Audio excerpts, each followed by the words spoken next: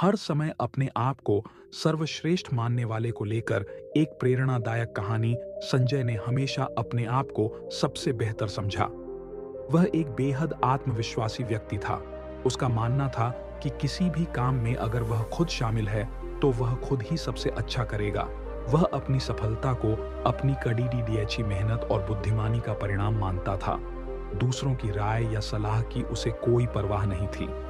संजय गुजरात में अहमदाबाद की एक बड़ी टेक्सटाइल कंपनी में जनरल मैनेजर के पद पर कार्यरत था। उसकी कंपनी में कई काबिल लोग थे, लेकिन संजय हमेशा अपने आप को सबसे काबिल मानता था। वह कभी किसी की मदद नहीं लेता, क्योंकि उसे लगता था कि उसे किसी और की सलाह की जरूरत नहीं है। उसका यह एटीट्यूड उसकी सफलता में मदद करता था, लेकिन उसके रिश्तों और टीम वर्क में समस्या उत्पन्न कर रहा था। एक दिन उसकी कंपनी को एक बड़े ग्राहक से एक महत्वपूर्ण प्रोजेक्ट मिला।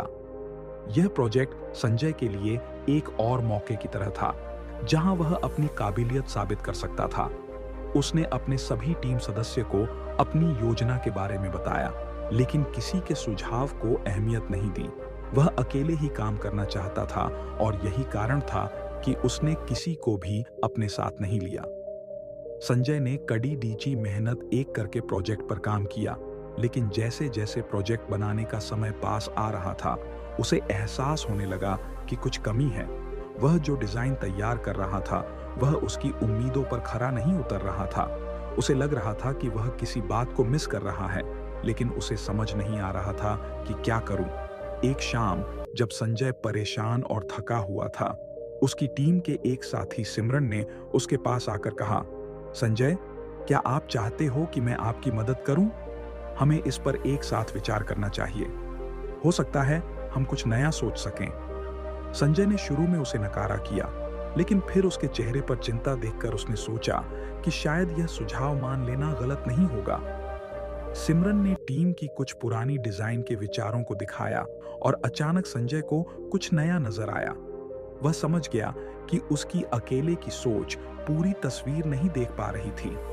अगर वह अपनी टीम के विचारों को सुनता तो शायद वह पहले ही सही दिशा में पहुंच सकता था।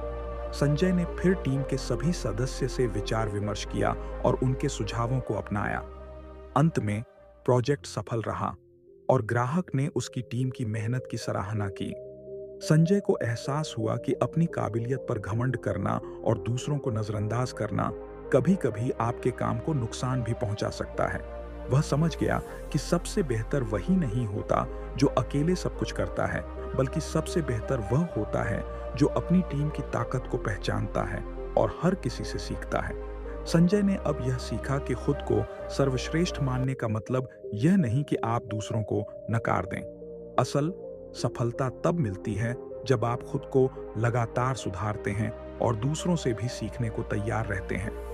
यह कहानी उन लोगों के लिए है जो कभी खुद को सबसे बेहतर समझते हैं और दूसरों की मदद को महत्व नहीं देते। यह कहानी बताती है कि वास्तविक सफलता टीम वर्क, विनम्रता और दूसरों से सीखने में है। और अधिक प्रेरणादायक कहानियों को सुनने के लिए हमारा चैनल लाइक और सब्सक्राइब करें। धन्यवाद। जय श्री राधे कृष्णा।